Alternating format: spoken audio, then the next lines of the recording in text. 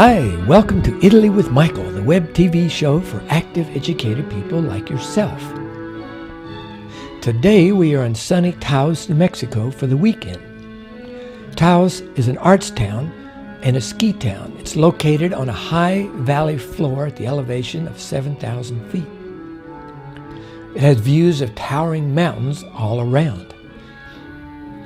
Taos surprises you with around 100 galleries and 5 major museums. Today we visit 2 museums. The Taos Art Museum is located in the Feshin House, the Russian painter Nikolai Feshin's residence after he immigrated from Russia. Feshin lived first in New York, then moved to Taos with his young bride. Taos was then developing as an artist colony, so Feshin bought a house on 4 acres in downtown Taos and remodeled it and expanded it. Feshin trained as a wood carver under his father, so for the next 6 years, he proceeded to hand carve every blessed door, cabinet, pillar, post, and piece of furniture in the house. Oh my God, what a labor of love. Feshin painted every morning and carved every afternoon and evening. Unfortunately, Feshin and Anna divorced when the interior was finished. He left for San Francisco, but she remained in the house until her death in '83. The second museum was equally striking. The Harwood Museum has a wonderful permanent collection by New Mexican artists, but is now showing a fascinating exhibition called Lowbrow. Assembled mainly from the collection of Los Angeles visionary collector and patron Billy Shire, the collection redefines the definition of art. Typical of this genre of our works, which feature stylized women redesigned cars and sculptures and cartoons, which are prominent in the lives and culture of working class artists who created this art not for financial success, but simply to express themselves. The genre crosses all barriers and boundaries of art.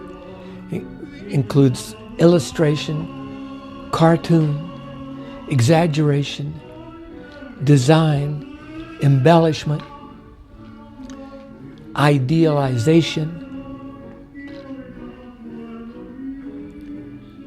a crossing of cartoon with painting, sculptures,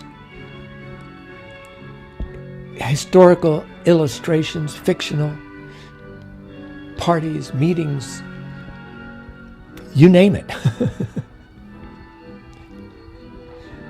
The common element of this art is that it's mind-boggling. Now, the common element is that it was not made for money, but for expression.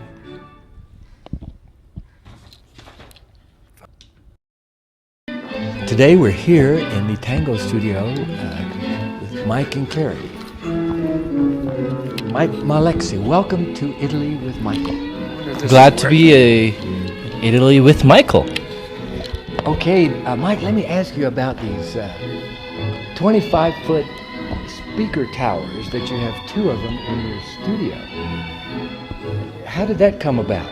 Well, when I got involved with music, I just did a lot of research and I'm trying to figure out what's the best speaker system that would go with the milongas. You know, I've been to a lot of milongas, a lot of festivals, and usually there's a big problem with the sound because it's very loud when you're right in front of the speaker. At the other end of the room, you can't hear anything. What's your solution to this problem? Well, with this line array, the idea behind the line array is to project sound further at the same volume, either from close and far away. So it has an even volume from near and far. You accomplish that by stacking the speakers so high? That's part of it, and also by the ideally the stack would go all the way to the floor to all the way to the ceiling, since that would be ideal, because then with the reflection of the speakers, it's like multiplying the driver by three times. So it's like by the reflection of from floor to ceiling, you get rid of a lot of the sound anomalies that makes allows the music to be projected further. Do the high speakers project sound to the back? Is that the idea? Yeah, all the way to the back. And ideally, that speaker on the top would project probably 50, 100 feet away. So it's not a matter of moving a huge volume of air. It's a matter of speakers low all the way to the top. Absolutely, yep. And you can improve on the design by curving it, and by curving the design, you mimic the sound waves, because sound wave comes out in a spherical pattern, and it actually improves the stereo image and the dispersion, further dispersion as well. So it looks like the idea is more speakers, you get more sound? More speakers, more sound, less work for each speaker, which means the speaker isn't stressed, and less distortion. Oh, so the speakers are loafing. Yeah, exactly, loafing.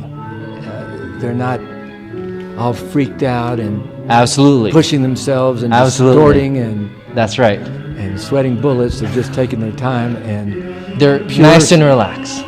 nice and relaxed. And you have speakers near the floor to reflect off the floor, speakers at head height, and speakers all the way to the ceiling that are going to project to the back of the room. Yes, exactly. Well, by projecting further in the room, you have to turn the volume up, less volume, for them to hear it further back from the speaker. Combine this with the tube amplifier for a warmer sound. Is For that a correct? warmer, lusher sound, people would describe vacuum tube amplifier as much more musical, much more real, much more lush, and just like much more enjoyable to listen to than transistor solid state speakers.